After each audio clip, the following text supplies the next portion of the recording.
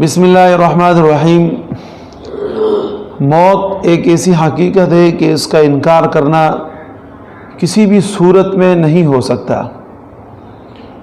اور موت کے متعلق مسلمان تو مسلمان ہے، لیکن مسلمانوں سے ہٹ کر جتنے بھی دنیا کے اندر حق اور ناحق مذاہب ہے، یا وہ مذاہب ہے کہ جو آسمانی ہے اور غیر آسمانی، تمام کے تمام اس بات کے اوپر عقیدہ رکھتے ہیں کہ موت برحق ہے اور موت آنے والی چیز ہے۔ لیکن یہ ہے کہ معاملہ موت کے بعد کا ہے۔ مسلمان ہی ہے کہ مسلمانوں کا ایک انقلابی عقیدہ ہے، اور وہ یہ ہے کہ موت کے بعد دوبارہ آپ نے اٹھنا ہے، اللہ رب العزت کے ہاں حساب کتاب دینا ہے، اور پھر اس کے بعد جنت اور جہنم جانے کا فیصلہ ہونا ہے۔ اب یہ ہے کہ یہ ساری صورتحال میں ہم جب دیکھتے ہیں تو ایک ہندو پنڈت وہ یہ کہہ رہا تھا کہ جب کوئی آدمی مر جاتا ہے تو مرنے کے بعد یہ ہوتا ہے کہ اس کے گناہ کی وجہ سے اس کا جسم، جیسے کہ ہمارے ہاں یہ ہے نا کہ انسان کے اعمال کو تولا جاتا ہے، وزن اعمال ہوتا ہے، اور وزن اعمال کے اوپر فیصلہ ہوتا ہے کہ آیا اچھے اعمال زیادہ ہیں یا برے اعمال زیادہ ہیں۔ اگر اچھے اعمال زیادہ ہوتے ہیں تو اس آدمی کے حق میں جو فیصلہ ہوتا ہے وہ بہتر ہوتا ہے، اور اگر برے اعمال زیادہ ہوتے ہیں تو اس کے اعتبار سے ہمارا عقیدہ یہ ہے کہ ان کو سزا یا اللہ رب العزت کی طرف سے معافی، اور اس سزا یا معافی کے بعد پھر اس آدمی کے لیے اچائی کا فیصلہ ہوتا ہے، ورنہ اس کو سزا بھگتنی پڑتی ہے۔ تو وہ ہندو پنڈت اپنے عوام کو، اپنے لوگوں کو یہ بتا رہا تھا کہ دیکھیں، موت کے بعد جب کوئی آدمی گناہگار ہوگا تو اس کی میموری اس کے دماغ میں لگا دی جائے گی، اور وہ میموری جو ہوتا ہے وہ اس کے تمام اچھے اور برے اعمال کو حاضر کر دے گا، اور وہ دیکھتا رہے گا۔ تو اس کے گناہوں کی بدولت اس کا وزن گھٹا دیا جائے گا، اور اس کے اعتبار سے وزن گھٹنے کا طریقہ یہ ہوگا کہ اگر مثال کے طور پہ کسی کا 1 کلو سے آدھا پاؤ کا وزن رہ گیا ہے عمل کا، تو اس میں کبھی کیا ہوگا، اس کو بندر بنا دیا جائے گا، کبھی اس کو پرندہ بنا دیا جائے گا، کبھی اس کو خرگوش بنا دیا جائے گا، اور اس طریقے سے اس کے وزن کم ہو کر جو بالکل 1 پاؤں کے برابر جیسے کہ چڑیا کا رہ جائے، تو پھر یہ کہ جناب اس کو چڑیا بنا کے وہ اڑا دیا جائے گا، اور وہ اسی کا آخرت ہے۔ اب یہ باتیں اپنے عوام کو کہتے ہیں تو ظاہر ہے ہم تو یہ شروع سے کہتے ہیں کہ وہ ان کا اپنا ایک بنایا مذہب ہے، اللہ کی طرف سے آسمانی مذہب نہیں ہے۔ اللہ رب العزت کی طرف سے جو آسمانی مذاہب یہودیت ہے، عیسائیت ہے، اسلام ہے، تورات، انجیل، زبور، قرآن کریم، اب اس میں آپ دیکھیں تو آپ کو اس سے سب کچھ مختلف نظر آئے گا، اور اس اختلاف کی یہ ہے کہ انسان جو اس دنیا کے اندر برے اعمال کرتا ہے تو اس آدمی کے لیے پہلی بات تو یہ ہے کہ توبہ کرے۔ جب توبہ کر لیتا ہے،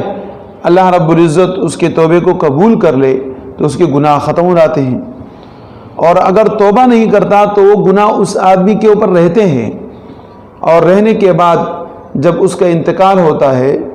تو انتقال کے بعد اگر کوئی یہ کہتا ہے کہ مثال کے طور پہ اس کی زندگی ختم ہو گئی، جیسے کہ بہت سارے لوگ یہ کہتے ہیں کہ مرنے کے بعد وہ ایسا ہے جیسے کہ کوئی گھاس، یا ایسا ہے جیسے کہ کوئی حیوان، وہ مر گیا اور معاملہ ختم ہو گیا، نہ حشر ہے، نہ نشر ہے، نہ حساب ہے، نہ کتاب ہے، کچھ بھی نہیں۔ بعض لوگ کہتے ہیں کہ نہیں، مرنے کے بعد آدمی تو زندہ رہتا ہے،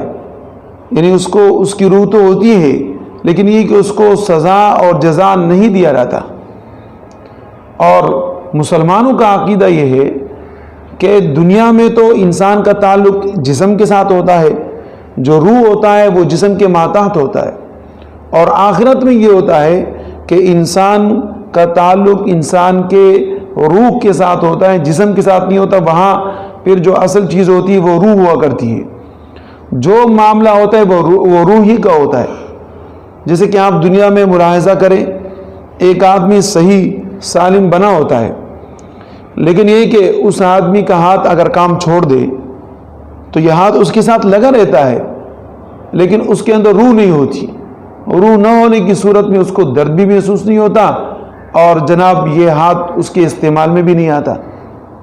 اسی طریقے سے موت کی وجہ سے انسان کا یہ جسم انسان سے نافرمانی، روح سے نافرمانی کر جاتا ہے، اس سے الگ ہو جاتا ہے، اور یہ جسم بیکار ہو جاتا ہے۔ لیکن اصل معاملہ جو ہوتا ہے وہ اس کے روح کا ہوتا ہے، کہ جو جزا ہوتی ہے، جو سزا ہوتی ہے، وہ اس کی روح کے ساتھ ہوتی ہے، اور روح کے ساتھ جزا اور سزا پھر وہ اللہ رب العزت دوبارہ قبر کے اندر اس کو جسم بھی دے دیں گے۔ اللہ کے لیے تو کوئی مشکل نہیں ہے۔ پھر اسی طریقے سے میدان حشر کے اندر اس آدمی کو جسم عطا کر دیا جائے گا، اور اسی طریقے سے یہ آدمی جب جنت چلا جائے گا یا اللہ معاف فرمائے جہنم چلا جائے تو اس کو جسم عطا کیا جائے گا۔ جیسے کہ حدیث مبارکہ میں آتا ہے کہ جہنمی جب جہنم میں جائیں گے تو ان کے برے اعمال کی وجہ سے ان کا جسم اتنا بڑا ہوگا جس کی کوئی انتہا نہیں ہے، یہاں تک کہ اوپر کا جو ہونٹ ہوگا اس کا وہ سر کے اوپر چلا جائے گا، اور جو نیچے والا ہونٹ ہوگا وہ ناف کے برابر چلا جائے گا، اور اس کا جو ہاتھ ہوگا وہ اتنا موٹا ہوگا کہ دیکھتے ہی آپ حیران رہیں گے۔ اس کی داڑھ ایسی ہوگی جیسے کہ مثال کے طور پہ آپ کو ایک ہاتھی نظر آ رہا ہے، اور اس طریقے سے اس آدمی کو سزا دی جائے گی۔ تو یہ جو پنڈت یہ لوگوں کو کہتے ہیں تو ظاہر ہے ان کے تو اپنی طرف سے بنی بنائی باتیں ہیں۔ یہ ایک غلط طریقہ ہے کہ ایک آدمی مرنے کے بعد وہ اس کے وزن کے اعمال کے اعتبار سے جو وزن ہوتا ہے تو اسی اعتبار سے اس کو چرند اور پرند بنا کے وہ اڑا دیا جاتا ہے، تو ایسا نہیں ہے۔ اگر چرند پرند اڑا دیا جائے بنا کے تو یہ تو کوئی سزا نہیں ہے، تو یہ تو اچھی بات ہے، اور یہ اچھی بات برے اعمال کی وجہ سے نہیں ہو سکتی۔ ہاں، جس آدمی کا اللہ پر ایمان ہے، اللہ رب العزت کی وحدانیت پر ایمان ہے، تو وہ آدمی جنت جائے گا۔ جیسے کہ مسلمانوں کا عقیدہ ہے، نبی اکرم صلی اللہ علیہ وسلم کا ارشاد ہے کہ جس نے لا الہ الا اللہ پڑھا وہ جنت جائے گا، لیکن جنت جانے سے پہلے اس کے جو گناہ ہوں گے اس کی سزا اس کو بھگتنی پڑے گی، یا اللہ رب العزت اپنی مہربانی سے اس کو معاف فرمائے۔ اور جو آدمی کفر کی حالت پہ مرے گا وہ آدمی جہنم جائے گا، وہ جہنم اس کے لیے پکا ٹکا ہے۔ ہاں، جہنم سے خلاصی اس آدمی کی ہو سکتی ہے کہ جس نے لا الہ الا اللہ پڑھا ہے۔ تو اللہ رب العزت ہمارے حال کے اوپر رحم فرمائے۔